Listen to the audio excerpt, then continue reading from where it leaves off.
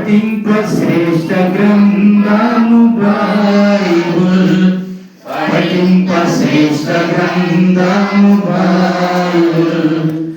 అనుదినం పఠించిన ప్రేమతోడ నడుపును, ఓ పఠింప శ్రేష్ఠ గ్రంథము బైబుల్. दुनिया में सबसे प्यारे पुस्तक बाइबल, दुनिया में सबसे प्यारे पुस्तक बाइबल. पढ़ो रोज पढ़ो, सामने तक तो कोई न हो, ओ दुनिया में सबसे प्यारे पुस्तक बाइबल. ఆరాధన వాక్యము కొన్ని లేఖన భాగాలు చూసుకొని మనం ఆరాధిద్దాము.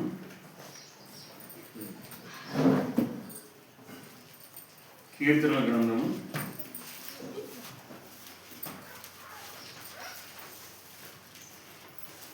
23వ అధ్యాయము. ఉత్తర ప్రత్యుత్తరములుగా చదువుతున్నాం. 23వ అధ్యాయము ఇది అందరికీ సుపరిచితమైన అధ్యాయము. దావీదు కీర్తన. యెహోవా నా కాపరి, నాకు లేమి కలగదు. పచ్చిక గల చోట్లను ఆయన కరుణ చేస్తున్నాడు, శాంతికరమైన దేశములను నడిపించుచున్నాడు. నా ప్రాణమునకు ఆయన సేద తీర్చుచున్నాడు, తన నామమును బట్టి నీతి మార్గములలో నన్ను నడిపించుచున్నాడు. గాఢాంధకారపు లోయలో నేను సంచరించినను, ఏ అపాయమునకు భయపడను. నీవు నాకు తోడయుందువు, నీ దుఃఖకరమైన నీ కనికరములు నన్ను ఆదరించును. నా శత్రువుల ఎదుట నీవు నాకు భోజనము సిద్ధపరచుదువు, నూనెతో నా తల అంటి ఉన్నావు, నా గిన్నె నిండి పొర్లుచున్నది. చిరకాలం యెహోవా మందిరములో నేను నివాసం చేసేదను. ప్రభు సహాయం నిమిత్తం ప్రార్థన చేసుకున్నాం.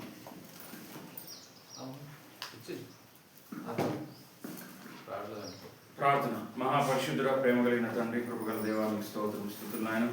ఆకాశ మహాకాశ జాలంలో పట్టజాలంతటి మహిమాయుక్తమైన దేవుడు, మహాగరుడు, మహోన్నతుడు, సర్వోన్నతుడు, సర్వశక్తిమంతుడు, నీకు నిండు వందనాలు, స్తోత్రాలు, స్తుతులు చెల్లిస్తున్నాం. ఇప్పుడు ప్రభువా, నీ వాక్యము, ఆరాధన వాక్యము మేము ధ్యానిస్తుండగా నాయన నాతో మాతో మాట్లాడండి.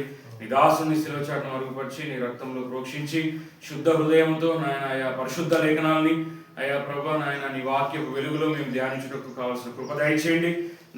మాతో మాట్లాడండి. ఈ సమయాన్ని మాకు దీవెనకరంగా మహిమకరంగా మార్చి ప్రతి ఒక్కరిని నీ వాక్కు చేత దర్శించమని యేసు పరిశుద్ధ నామమున ప్రార్థించి స్తోత్రించి వేడుచున్నాము తండ్రి. ఆమేన్. వాక్యాలు చెప్పినప్పుడు మీరు చదవండి, ముందు ఎవరు తీస్తే వాళ్ళు.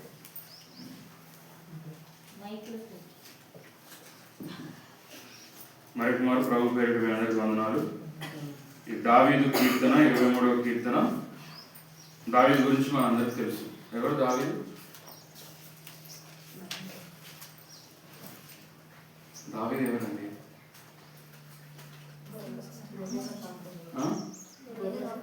ఇంకా గొర్రెల కాపరి నుండి చక్రవర్తిగా మారిన రాజు. దావీదు మహారాజు కదా, దావీదు రాజు. దావీదు కుమారుడుగా యేసుక్రీస్తు పిలువబడ్డాడు. కానీ ఆయన కాపరిగా ఉన్న సమయంలో దేవుణ్ణి ఎలా స్తుతించాడు, తన స్థితిని ఎలా దేవుని దగ్గర విన్నవించుకొని తన ఉన్నతమైన స్థితిలోకి రాకముందు తన స్థితి ఏంటి? దావీదుది గొర్రెల కాపరి. గొర్రెల కాపరి అంటే లీస్ట్ ప్రయారిటీ. మత్తయి సువార్త యోహాను సువార్త 10వ అధ్యాయం. యేసుక్రీస్తు కూడా కాపరిగా పోల్చబడ్డాడు. గొర్రెల గొప్ప చూడండి 10వ అధ్యాయం 10వ వచనం. దొంగతనమును హత్యను నాశనమును చేయుటకు వచ్చును గాని మరి దేనికి రాడు. గొర్రెలకు జీవము కలుగుటకును అది సమృద్ధిగా కలుగుటకును నేను వచ్చితినని నీతో నిశ్చయముగా చెప్పుచున్నాను. నేను గొర్రెలకు మంచి కాపరిని, మంచి కాపరి గొర్రెల కొరకు తన ప్రాణము పెట్టును. ఏంటంట? దొంగతనమును హత్యను నాశనము చేయుటకు వచ్చును గాని మరి దేనికి రాడు. గొర్రెలకు జీవం కలుగుటకును అది సమృద్ధిగా కలుగుటకును నేను వచ్చి తినని మీతో నిశ్చయముగా చెప్పుచున్నాను. నేను గొర్రెల మంచి కాపరిని. మంచి కాపరి గొర్రెల కొరకు తన ప్రాణము పెట్టును. ఈ లోకంలో ప్రతి సంఘానికి నడిపించే ఒక కాపరి ఉంటాడు. దేవుడు ఏర్పరచుకున్న, దేవుడు ఎన్నుకున్న ఒక కాపరి ఉంటాడు. ఉంటాడా ఉండడా? ఉంటాడు. కాబట్టి కానీ అందరికంటే మనం గొప్ప ప్రధాన కాపరి, ప్రధాన యాజకుడు ఎవరు? ప్రభు అయిన యేసుక్రీస్తు. ఈ కాపరులందరికీ హెడ్ ఎవరు? ఈ లోకంలో ఉన్న కాపరులందరికీ హెడ్ ఎవరు? ఆయన యేసుక్రీస్తు. అంటే కాబట్టి ఆ గొర్రెల్ని కాల్చే క్రమంలో ప్రతి ఒక్కరికి ఆ యొక్క కాపరులను లెక్క అడుగుతాడు, అడుగుతాడు. కానీ యేసు ప్రభు కూడా కాపరిగా, మంచి కాపరిగా పోల్చబడ్డాడు. సరే, బాగానే ఉంది.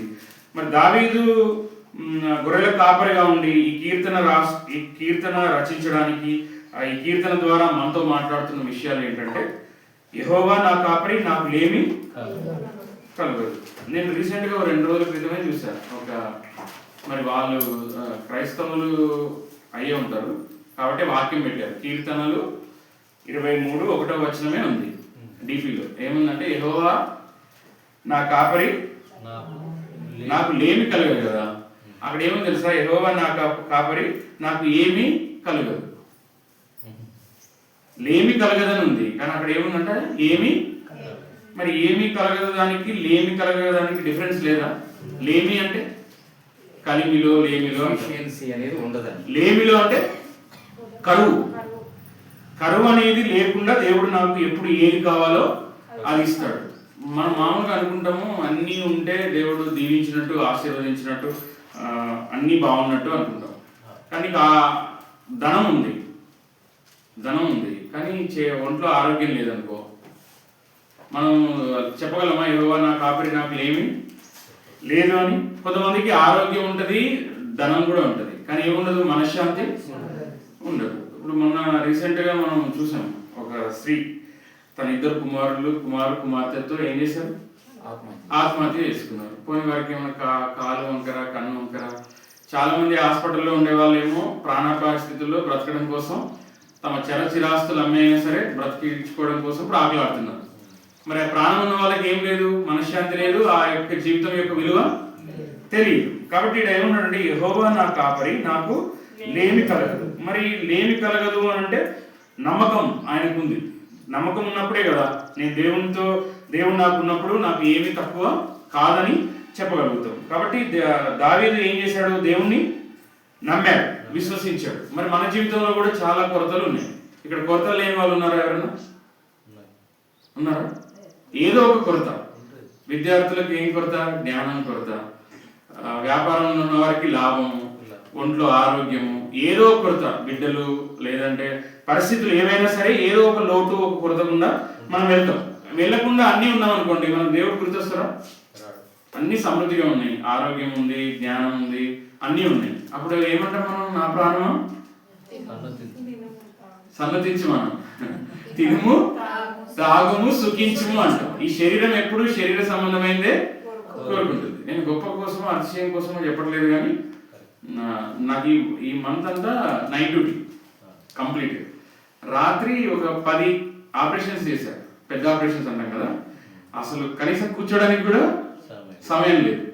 ఇప్పుడు మందిరం కూడా రాలేనేమో అనుకున్నా. దేవుని దయ వల్ల 9:30కి ఎన్ఎఫ్సికి వచ్చారు, అందుకే లేట్ అయింది, క్షమించాలి. 9:30కి వచ్చి తొందరగా వచ్చేయడం జరిగింది. అంటే వచ్చేటప్పుడు మనసులో అనుకుంటున్నా, దేవుని కోసము, దేవుని రాజ్యం కోసము, దేవుని పేరిట ఏదన్నా సాయం చేయాలన్న వారికేమో ఆర్థికంగా అంత బలంగా ఉండదు.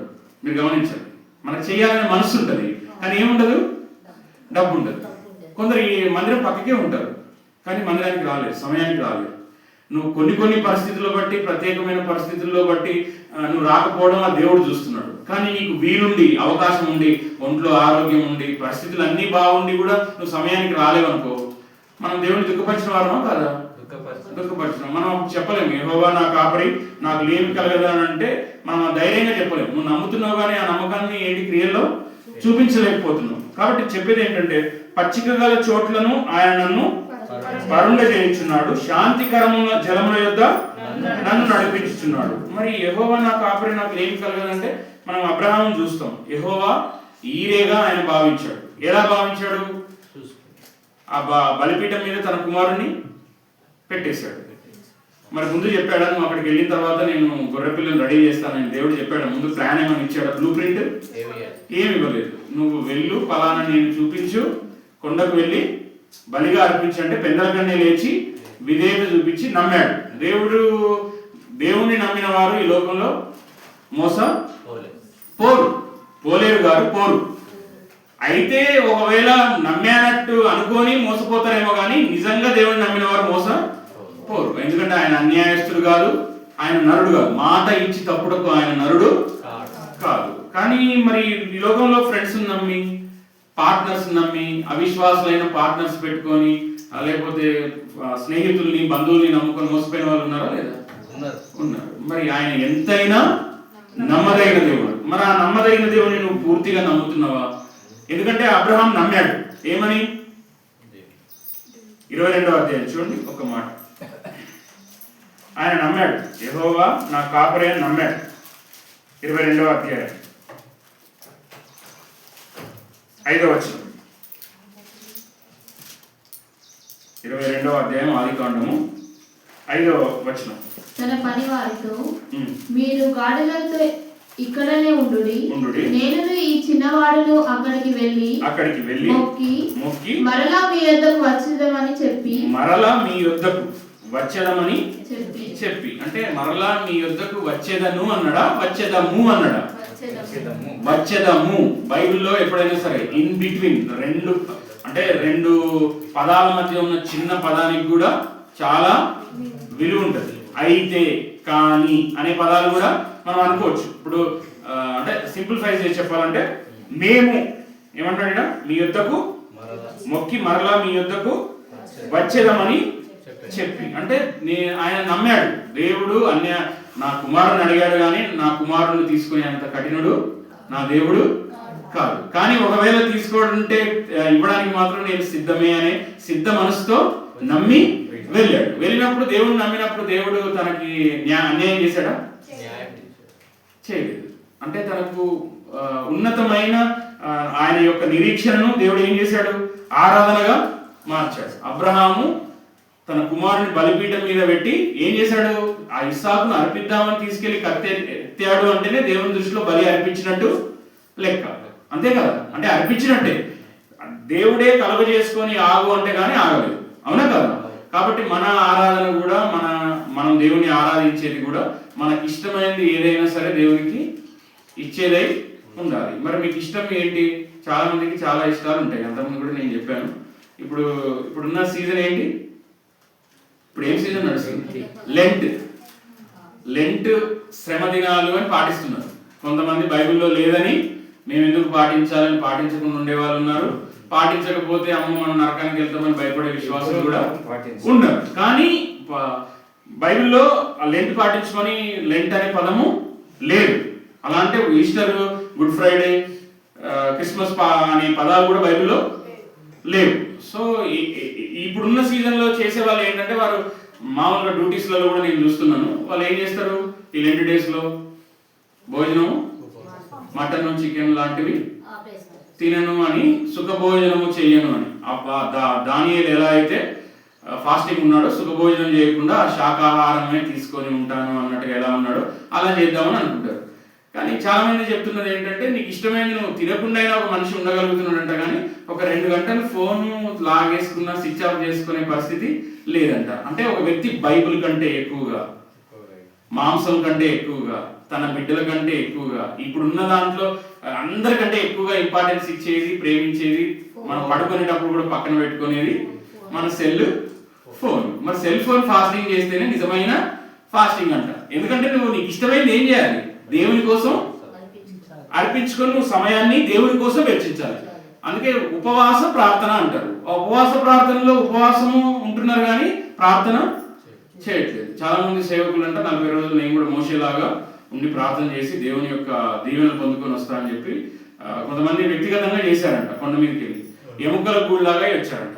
మనం ఉపవాసం ఉన్నప్పుడు క్రమంగా దేవునికి ఒక సమయాన్ని నిర్దిష్టంగా పెట్టుకున్నప్పుడు ప్రార్థన చేయకపోతే బలము పొందే బదులు బలహీనమై దేవుని ఆత్మ వచ్చే బదులు దురాత్మలు వచ్చే అవకాశము ఉంది. కాబట్టి ఉపవాస ప్రార్థన అనేది, ఉపవాసము ప్రార్థన 2 కలిపి ఉంది. నువ్వు ఉపవాసం ఉండంటే నేను తినేసి గుద్దులాడుకుంటాను, అలాగే మాట్లాడతాను, అలాగే చేస్తాను అని ఉండకూడదు అంట. కాబట్టి ఇది ఏమంటాడంటే అబ్రహాము దేవుణ్ణి నమ్మాడు. నమ్మి ఏం చేశాడు? బలిగా అర్పించడానికి సిద్ధపడ్డాడు. ఇప్పుడు ఈ మాటలు చెప్పాల్సిన అవసరం ఏమొచ్చిందంటే, నీకు ఇష్టమైంది సెల్ ఫోన్ కావచ్చు.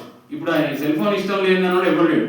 ఇప్పుడే పుట్టిన బిడ్డ నుంచి పండు ముసలోళ్ళు కూడా ఫోన్ ఆపరేటింగ్ కాని వాళ్ళు కూడా పైకి కిందికి అన్ని తిప్పుతున్నారు. మరి వాళ్ళకి మళ్ళీ స్మార్ట్ ఫోనే కొనుక్కుంటున్నారు. మామూలు ఫోన్ నాకు వద్దు నాయన, డబ్బా ఫోన్ తెలియట్లేదు, ఏం కావాలంట వాళ్ళకి?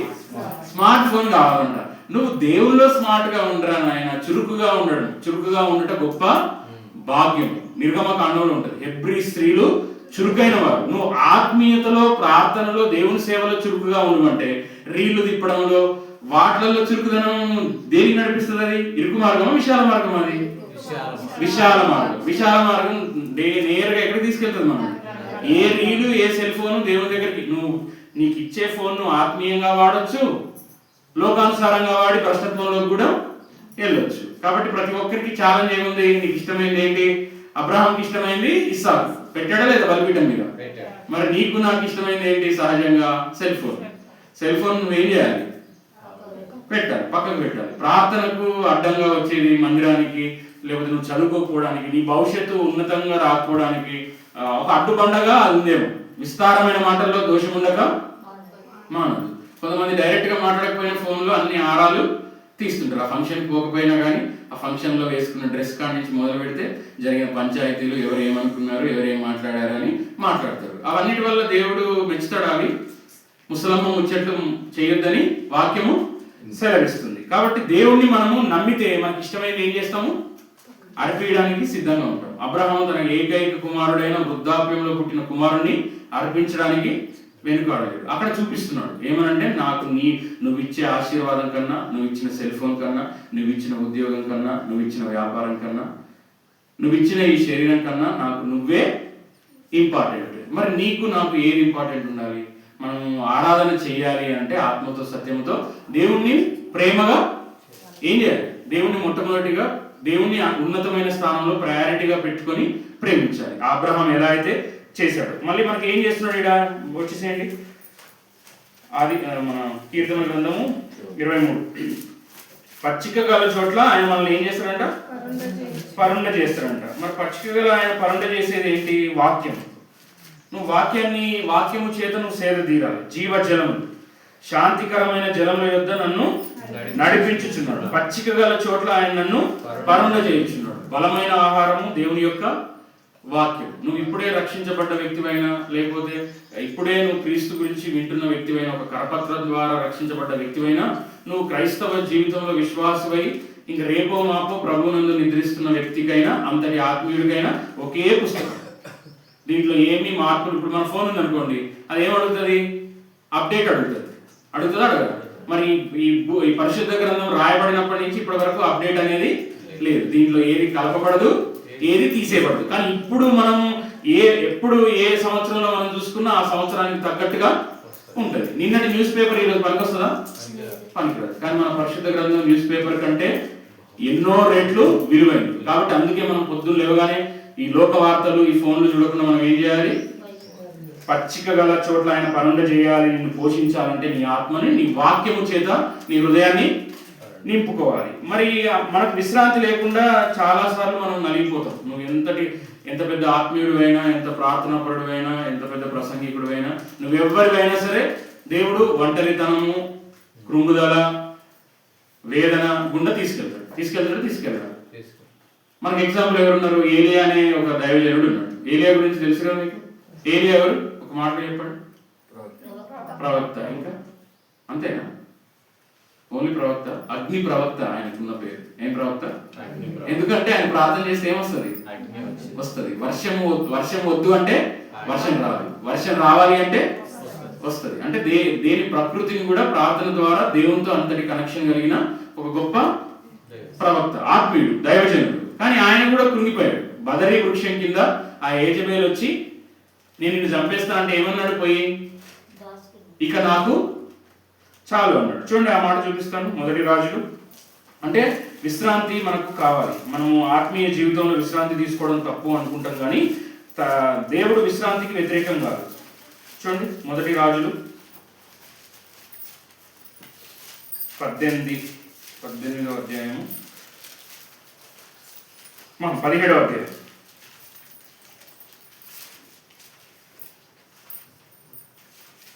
15వ వచనం 17-15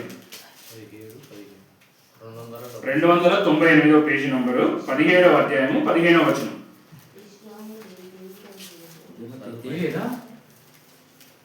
మొదటి రాజులు 17-15. ఇశ్రాయేలీయుల దేవుడైన యెహోవా సెలవించి ఉన్నాడు అని. అంతటా ఆమె వెళ్ళి ఏలియా చెప్పిన మాట చొప్పున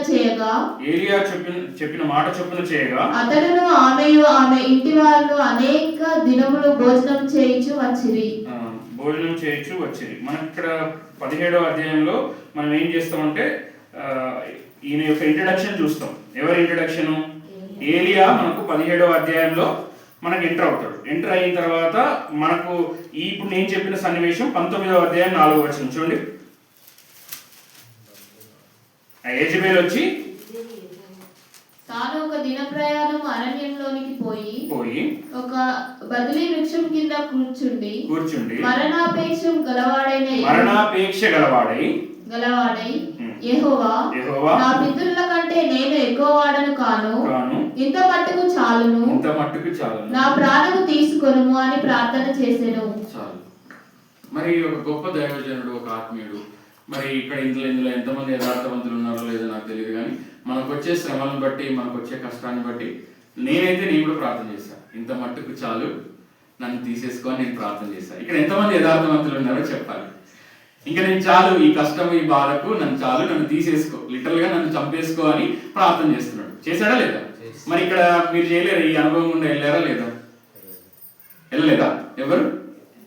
అంటే అంత శ్రమలు రాలేవు అనుకుంటా మరి. ఓకే, నాకైతే వచ్చింది. నేను యథార్థంగా పులిపిటి మీద మాట్లాడుతున్నాను కాబట్టి నేనైతే అనుకున్నాను, ఇంత చాలు, ఇక చాలు అని అనుకున్నాను. అంటే మనకు ఏ సమయంలో అయినా సరే రావచ్చు. మరి అగ్ని గురించిన ప్రవక్త అనే ఒక మంచి దైవజనుడే మంచి ప్రారంభంతో దేవుని యొక్క మహిమ కార్యాలను చూసి, మీరు ఎన్నాళ్ళ వైపు రెండు తలంపుల మధ్య ఉంటారు.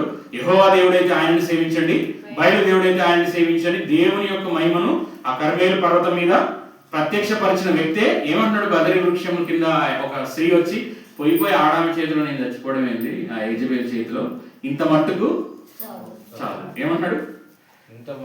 ఇంత మట్టుకు చాలు, నా ప్రాణం తీసుకొని అని ప్రార్థన చేశాను. మనం కూడా ఇలాంటి ప్రార్థనలు చేస్తాం అంటే మనం ఇలాంటి ప్రార్థన చేశాం. ఇప్పుడు నన్ను చూడాలి ఒక మాట. భర్త భార్యను కొట్టాడు, ఏం చేశాడు? భర్త భార్యను చేయి చేసుకున్నాడు. ఆత్మీయులు చేయి చేసుకోవచ్చా? చేసుకోకూడదా?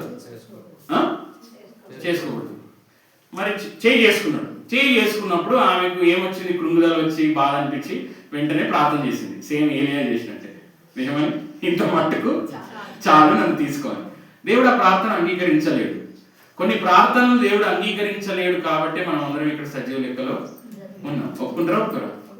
మనం చేసే ప్రార్థనలన్నీ దేవుడు అంగీకరించి ఉంటే మనం ఇక్కడ ఉండేవాళ్ళము కాదు. ఏలియా కూడా ప్రార్థన చేశాడు. మరి అగ్ని కురిపించిన దేవుడు, వర్షాన్ని కురిపించిన దేవుడు, మరి తన ప్రాణం తీసుకున్న ఇంత మట్టుకు చాలు అంటే ఆ ప్రార్థన జవాబు ఇచ్చాడా? ఇవ్వలేదు. నువ్వు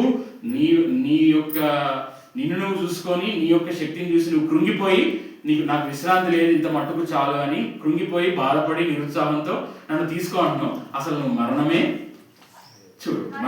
చూడకుండా వెళ్ళిన వాళ్ళు బైబిల్లో ఉన్నారు. ఆనోకు, ఏలియా అగ్ని రథాలు వచ్చి ఆయన తీసుకొని వెళ్ళినట్టుగా చూస్తున్నాం. అంటే దేవుని యొక్క ప్రణాళిక వేరు, మన యొక్క ప్రణాళిక, మన యొక్క ఆలోచనలు వేరు. భూమికి అంటే ఆకాశం ఎంత ఉన్నతమైనదిగా ఉందో ఆయన తలంపులు అంత ఉన్నతమైనవిగా ఉన్నవంట. మరి నువ్వేమో చౌకబారుగా, అంటే మనకున్న శ్రమను బట్టి మనం ఏం చేస్తాము?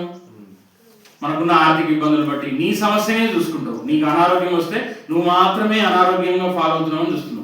నువ్వు హాస్పిటల్కి వస్తే తెలుస్తుంది అసలు ఆరోగ్యం విలువేంటో, జీవితం విలువేంటో తెలియాలంటే గ్రేవ్ యార్డ్కి వెళ్ళాలంట. దేనికి వెళ్ళాలి? గ్రేవ్ యార్డ్కి వెళ్ళాలి. అంటే అన్యాయంగా డబ్బులు సంపాదించి పైకి వెళ్తున్న వారు చూడాలంటే మనం ఆ జైలు, సమాధులు. గ్రేవ్ యార్డ్ అంటే ఏంటి? సమాధులు. మనం సమాధులకు ఎవరి దగ్గరికి వెళ్ళినప్పుడు మనకి ఏమొస్తుంది? శ్మశాన వైరాగ్యం వస్తుంది. అంతా ఏముంది, ఏం తీసుకురాము ఏం తీసుకుపోమని. ఓ 2-3 రోజులు ఉంటుంది. ఎన్ని రోజులు ఉంటుంది? 2-3 రోజులు ఉంటుంది. తర్వాత మళ్ళీ యథావిధిగా నాకు కావాలి, మళ్ళా స్వార్థము, మళ్ళా నాకేం కావాలి, నేను ఇంకేం సంపాదించుకోవాలి అనే మనస్తత్వంతోనే ఉంటాం. ఇక్కడ ఏరియా కూడా నా పని అయిపోయింది, నాకు విశ్రాంతి లేదు, ఇక చేసినంత మట్టుకు చాలు, ఏదో డక్కో ముక్కో తిని ఇంతవరకు చేశాను, నెట్టుకొచ్చా, నాతో అవ్వట్లేదు, ఇక నన్ను తీసుకో అని ప్రార్థన చేస్తున్నాడు. దేవుడు ఆ ప్రార్థనకు జవాబు ఇచ్చాడా? ఇవ్వలేదు. అందుకే మన ప్రార్థనలు దేవుడికి జవాబు ఇవ్వనందుకు కూడా మనం ఏం చేయాలి? దేవుణ్ణి నిండు మనసుతో స్తుతించాలి. ఎందుకంటే నువ్వు చేసే ప్రార్థనలకు అన్ని జవాబిస్తే, ఇప్పుడు నేను కూడా అలా ప్రార్థన చేశాను, ఇంత మట్టుకు చాలు అని ప్రార్థన చేశాను. ఎందుకు? ఉన్న శ్రమలను బట్టి దేవుణ్ణి నమ్ముకొని దేవుణ్ణి ఆశ్రయించినందుకు నాకు ఇలాంటి శ్రమలు వచ్చినాయి అని, అలాంటి అవిశ్వాస పడుగులు దేవుని వైపు చూడకుండా లోకం వైపు చూసినప్పుడు మనం అలాంటి లోకాయుక్తమైన ప్రార్థనలు చేస్తాం. అలా చేసినప్పుడు అవి దేవుడు అంగీకరించాడు. అంగీకరించకపోయినందుకు కూడా దేవుని ఏం చేయాలి? మనం స్తుతించాలి. కాబట్టి ఏలియా ఏం చేశాడు? విశ్రాంతి లేదు అని అన్నప్పుడు దేవుడు ఏం చేశాడు? ఆయనకు చూడండి, ఆ మాట చెప్పి మనం ముందుకెళ్ళిపోదాం. 19వ అధ్యాయము 5వ వచనం.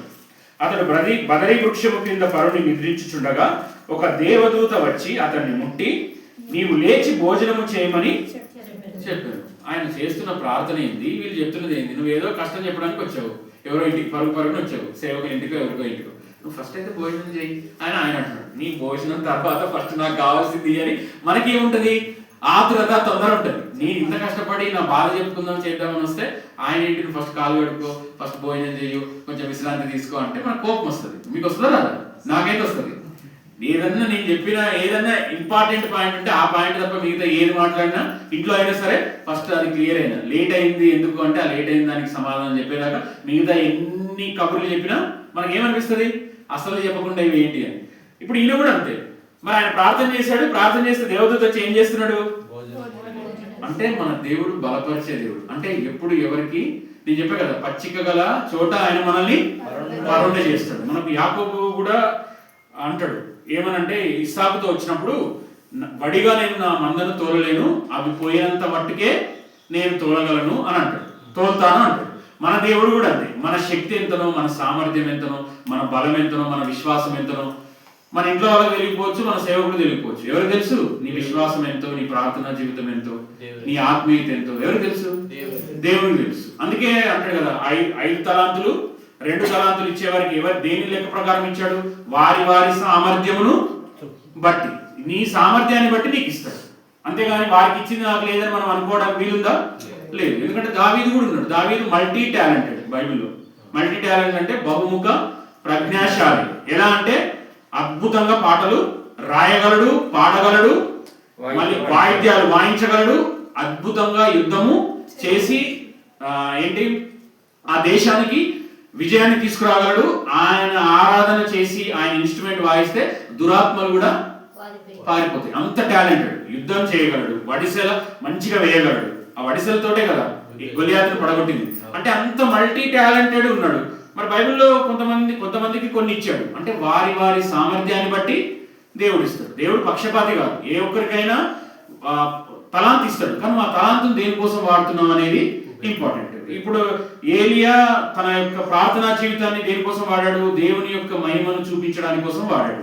కానీ తర్వాత కృంగిపోయి బాధపడుతూ ఇక చాలు అన్నప్పుడు ఏం చేశాడు? దేవదూత వచ్చి, అతడు బదరీ వృక్షం కింద పరుని నిద్రించిన ఒక దేవదూత వచ్చి అతన్ని ముట్టి, నీవు లేచి భోజనం చేయమని చెప్పాను. అతడు చూచినంతలో అతని తల దగ్గర నిప్పుల మీద కాల్చబడిన అప్పమును నీళ్ల బుడ్డియు కనబడను. కనుక అతడు భోజనం చేసి తిరిగి పారుండెను. అయితే యెహోవా దూత 2వ మారు వచ్చి అతన్ని ముట్టి, నీ శక్తికి మించిన ప్రయాణము నీకు సిద్ధమై ఉన్నది, నీవు లేచి భోజనము చేయమని చెప్పినప్పుడు, నేనైతే యెహోవా కొరకు ఎదురు చూచువారు అంతకంతకు బలహీనులు అవుదురు అనుందా?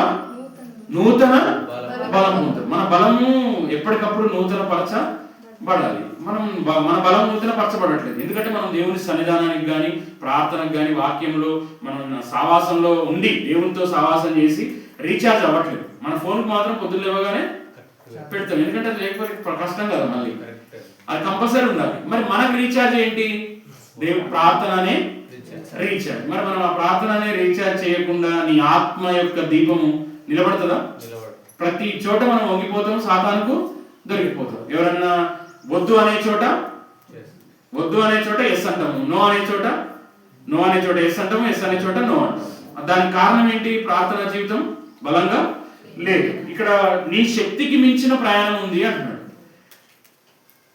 ఏముందంట? శక్తికి మించిన ప్రయాణం. ఈ మాట ఎందుకు చెప్తున్నంటే ఆ భోజనం చేసిన తర్వాత ఆయన శక్తికి మించిన ప్రయాణం 40 రోజులు ఆయన ప్రయాణం చేస్తాడు ఆ బలం తీసుకొని. 8వ వచనం, అతను లేచి భోజనం చేసి ఆ భోజన బలము చేత 40 రాత్రింబగళ్ళు ప్రయాణము చేసి దేవుని పర్వతం అని పేరు పెట్టబడిన హోరేబుకు వచ్చి, అంటే దేవుడిచ్చే బలము అంత బలంగా ఉంటుంది. మరి ఆయన భోజనం పెట్టాడు, ఒక్క పూట భోజనం చేసి ఎన్ని 40 దినాలు 40 రాత్రులు. మరి దేవుడి నుంచి వచ్చాయి. నీ మందిరంలో ఒక దినం గడుపుట 1000 దినముల కంటే శ్రేష్టం. 1000 దినములు అంటే సంవత్సరానికి ఎన్ని రోజులు? 300, అంటే దగ్గర 3 సంవత్సరాలు. అంతేనా?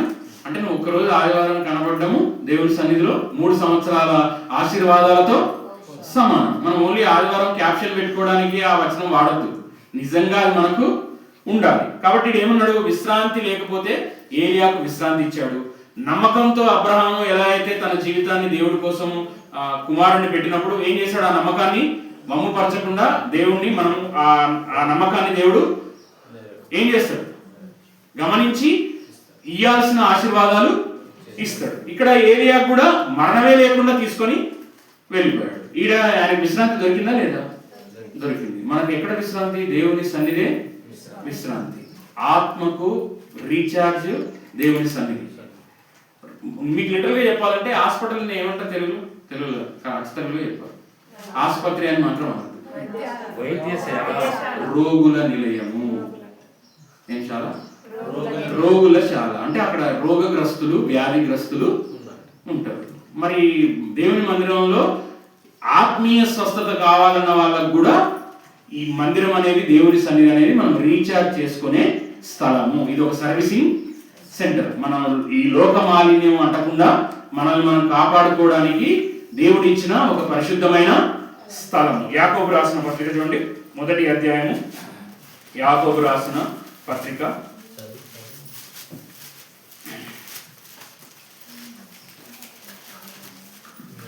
ఇక్కడ ఉన్న వాళ్ళందరికీ గృహాలు ఉన్నాయి కదా, రెంట్ ఇల్లులో లేకపోతే పర్మనెంట్ ఇల్లు ఉన్నాయి కదా, అద్దె ఇల్లు ఉన్నాయా? ఉన్న వాళ్ళందరూ చేయించండి. ఓకే. వాహనాలు ఉన్నాయా? వాహనాలు ఉన్నవారు ఎంతమంది ఉన్నారు? ఏదో ఒక వాహనం, చిన్నదో చిన్నదో, సైకిల్ నుంచి బైక్ దాకా, కారు దాకా ఉన్నాయా? ఆ వాహనంకి మనం ఎంత తుడిచినా కానీ మనం బయటికి పోగానే ఏమవుద్ది? ఎట్లా? ఎందుకు పడుతుంది? లోకంలో ఉన్నదంతా ఏముంది? దుమ్మే ఉంది. చూడండి, యాకోబు రాసిన 1వ పత్రిక 27వ వచనం.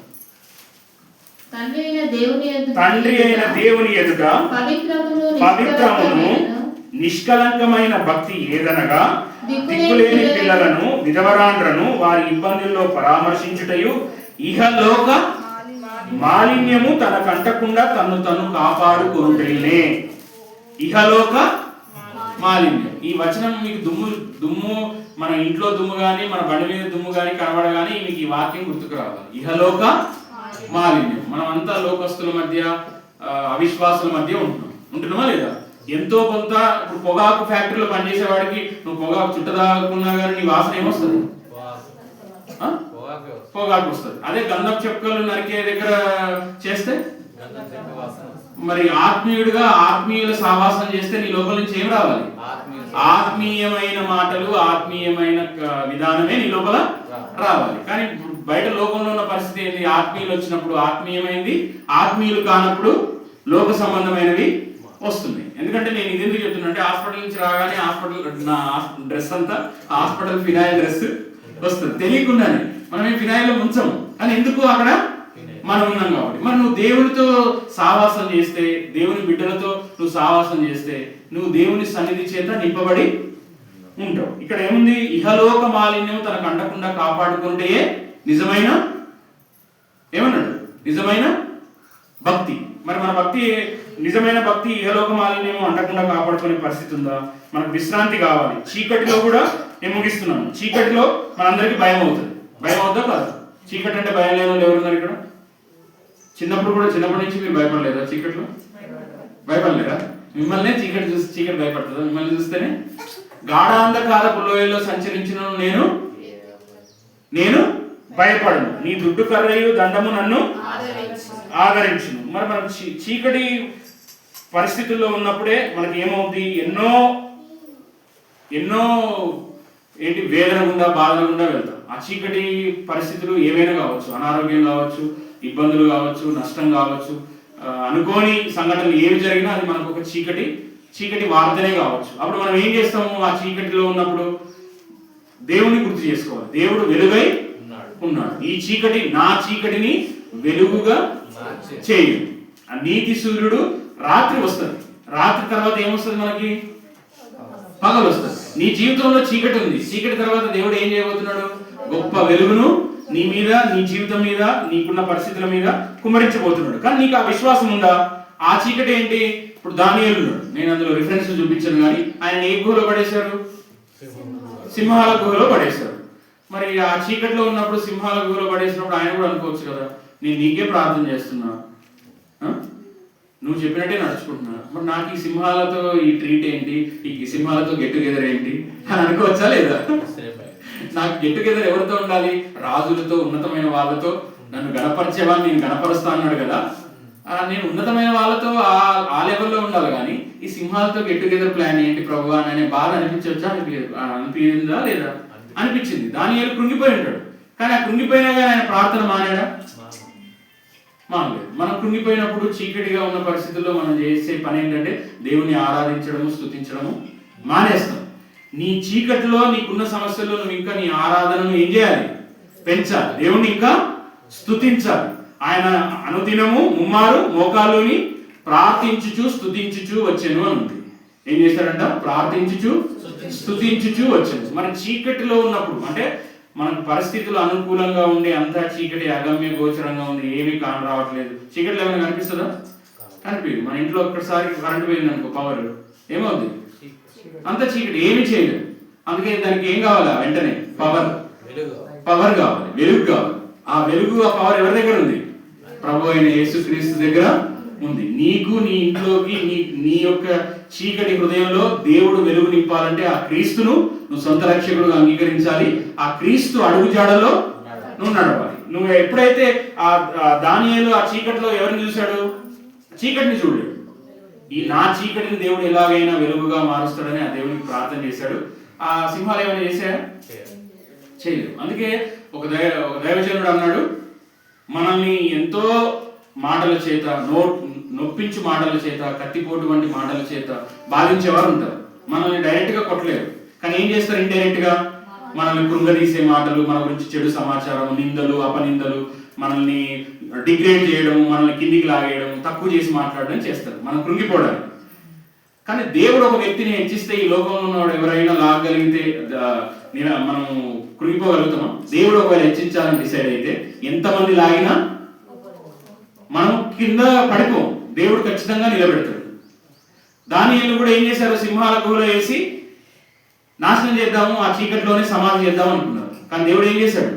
సింహాల గుహలో నుంచి తీశాడు. నువ్వు అనుదినము సేవించుచున్న నీ దేవుడు నిన్ను రక్షించిన జీవము గల దేవుడు. ఆ జీవము గల దేవుడు ఆ చీకటిలో నుంచి ఏం తీసుకొచ్చాడు? వెలుగులోనికి తీసుకొచ్చాడు. నువ్వు, నేను, నీ జీవితం, నా జీవితం ఒకప్పుడు లోకంలో, పాపంలో, చీకటిలో ఉన్నది. క్రీస్తు తన రక్తాన్ని చిందించి మనం ఏం చేశాడు? వెలుగులోకి తీసుకొచ్చాడు. ఒక దైవజనుడు ఏం చెప్పాడంటే, మన మాటల చేత ఎంత గాయపరిచినా సరే మనం ఆ గాయపరిచే వారిని, బాధపరిచే వారిని చూడొద్దంట. ఇప్పుడు చుట్టూ గాండ్రిస్తూనే ఉన్నాయి. ఇంక అయిపోయింది, మాకు మంచి ఫీస్ట్ దొరికింది. ఫాస్టింగ్ కాదు, మాకు ఫీస్ట్ దొరికింది, దానియేలు మాకు దొరికాడు. వాళ్ళు అనుకున్నచ్చు, సింహాలు ఈ కాలు నాకు, ఈ చెయ్యి నాకు, ఈ హెడ్ నాకు అని అనుకోవచ్చు. కానీ దానియేలు ఏం చేశాడు? ఆ చీకట్లో దేవుడిని చూసి ప్రార్థన చేసినప్పుడు సింహాల నోళ్లను మూయించాడు. గర్జించు సింహం వలె ఎవరిని మృంగుదునా అని తిరుగుతున్నాడంట. మొదటి పేతురు రాసిన గ్రంథంలో ఉంటుంది. ఆయన గర్జించు సింహం వల్ల తిరిగితే, అంటే నిన్ను గాయపరిచేవారు గాయపరచవచ్చు, బాధపరచవచ్చు, నిన్ను కృంగదీయొచ్చు. నువ్వేం చేయాలి? నువ్వు ప్రార్థన చేస్తే ఆ సింహాల నోళ్ళు మూసినట్టు వాళ్ళ యొక్క నోళ్ళు మూసేస్తాడు.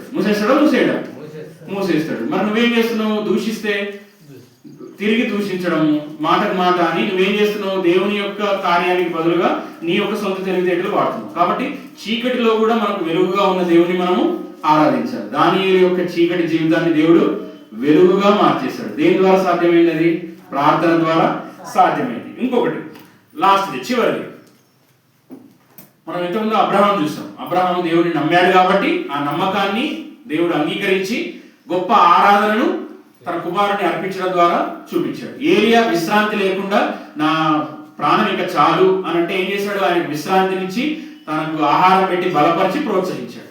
మన దేవుడు ప్రోత్సహించే దేవుడు, బలపరిచే దేవుడు. ఎప్పుడు కరెక్ట్ చేయాలో అప్పుడు కరెక్ట్ చేస్తాడు, ఎప్పుడు అన్నం పెట్టాలో అప్పుడు అన్నం పెడతాడు. కొట్టే సమయంలోనేమో భోజనం పెట్టి, భోజనం పెట్టాల్సిన సమయంలోనేమో ఇంట్లో నుంచి బయటికి నెట్టేసి మనం అన్ని అలాంటి పనులే చేస్తాం. పిల్లల్ని దండించే విధానం మనకు ఆ జ్ఞానము లేదు. దైవ జ్ఞానంతో నింపబడినప్పుడు ఎప్పుడు కృంగుదలతో ఉన్న పిల్లవాడిని మనం ఇంకా కృంగదీసే మాటలు మాట్లాడడం చేయకూడదు. వారిని ఏం చేయాలి? మాటల చేత బలపరచాలి. మా దేవుడు మనం కృంగిపోయినప్పుడు బలపరిచాడా లేకపోతే కృంగదీశాడా? నువ్వు వింతే, నీ జీవితం వింతే అని బలపరిచాడు. కాబట్టి మన మాటలు రుచికరముగా, కృపాసహితముగా, బలపరిచేవిగా ఉండాలి. కృంగిపోయిన సమయాల్లో వారు అహంకారంతో, గర్వంతో ఉన్నప్పుడు ఏం చేయాలి?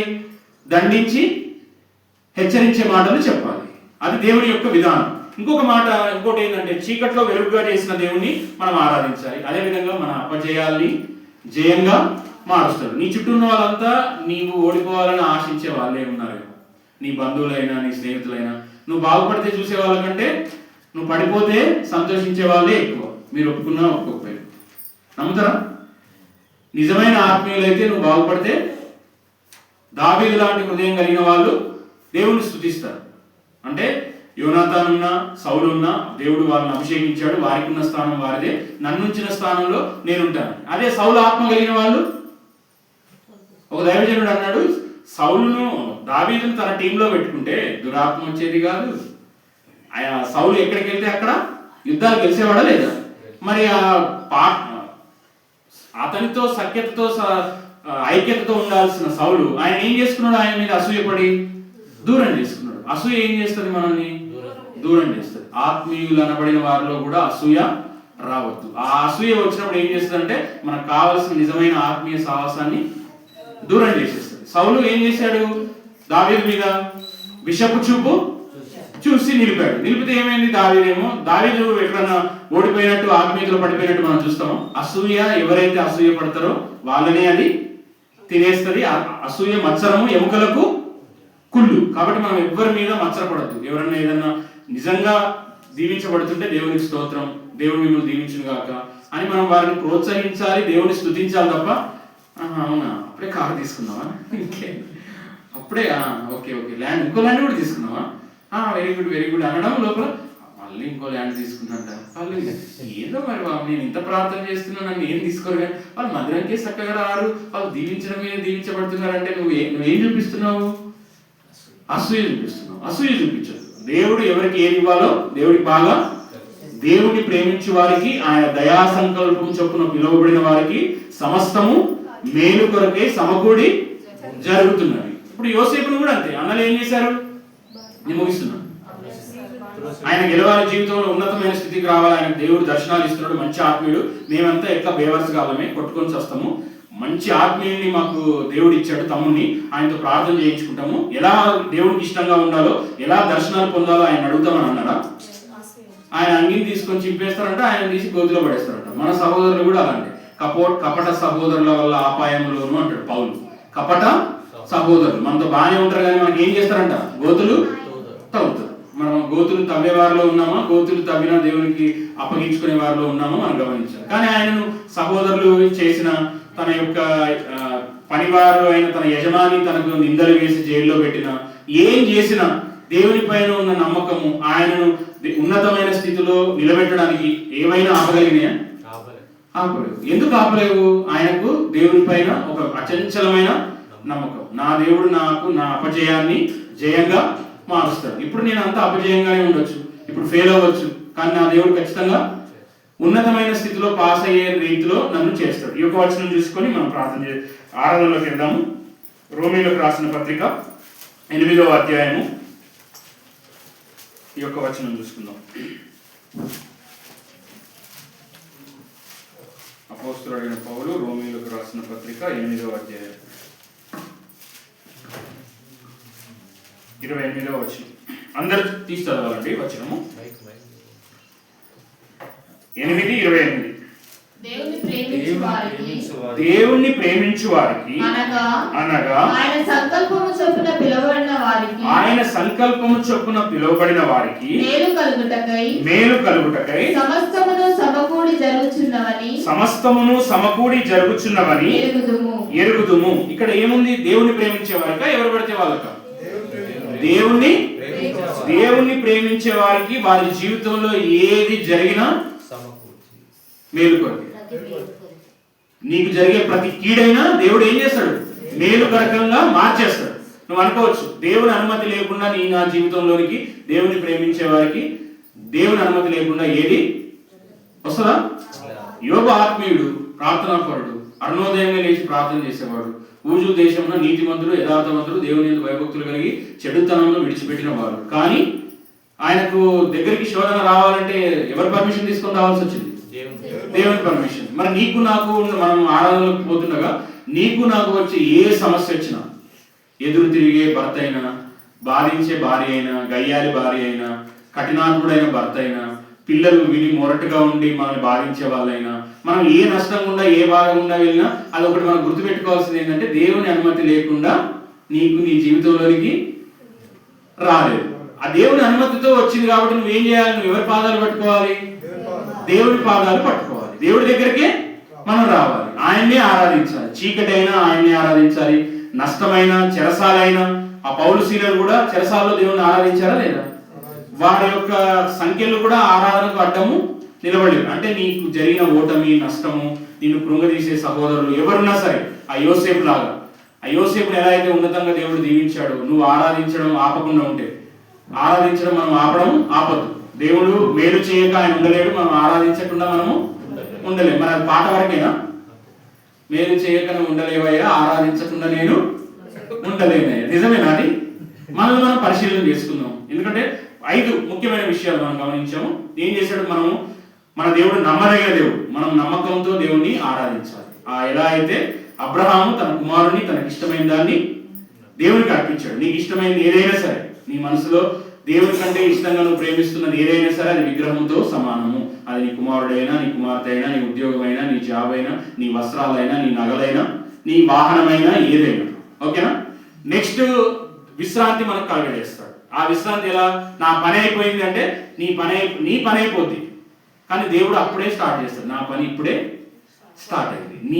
నీ ముగింపు ఎప్పుడు నువ్వు పలుకుతావో దేవుడు తన ప్రారంభాన్ని అప్పుడు చేస్తాడు. కానీ నువ్వు అనుకోవచ్చు నీ పని అయిపోయింది, కానీ దేవుడు అనుకుంటే నీ పని అయిపోవడము ఎవ్వరు అనుకున్నా కానీ అది సాధ్యము కాదు. చీకటిని వెలుగుగా మారుస్తాడు. మనం ఆ చీకటిని వెలుగుగా మార్చే దేవుని ఆరాధించాలి. ఆ దానియేలును చీకటి గుహలో, ఆ సింహాల గుహలో వేస్తే ఆ సింహాలు ఏమీ లేకుండా వెలుగులోకి నడిపించాడు. అపజయము, సంఖ్యలు, ఆ పౌలు శీలలు కానీ, యోసేపు కానీ, కపట సహోదరుల వల్ల మనల్ని ఆరాధించడం మనం ఆపకుండా ఉంటే, సమస్యలు, కష్టాలు వచ్చినా, అన్ని బాగున్నప్పుడు హల్లెలూయా స్తోత్రం అనడము ఎవరైనా అంటారు. ప్రమోషన్ పొందుకున్నప్పుడు, ఏదైనా దొరికినప్పుడు స్తుతిస్తారు. కానీ ఉన్నది పోగొట్టుకున్నప్పుడు, ఆరోగ్యము, మనకు కావాల్సింది నష్టపరుచుకున్నప్పుడు దేవుని స్తుతించగలడమే నిజమైన ఆత్మీయత. కాబట్టి అట్టి ఆరాధన దేవునికి ఇష్టమైన ఆరాధన. మనం పరిస్థితులను బట్టి మారిపోయే ఆరాధన, పరిస్థితులు ఏవైనా, స్థితిగతులు ఏవైనా, ప్రతికూలమైన, అనుకూలమైన, అననుకూలమైన, నా దేవుని ఆరాధించడంలో స్టాండర్డ్ మాత్రం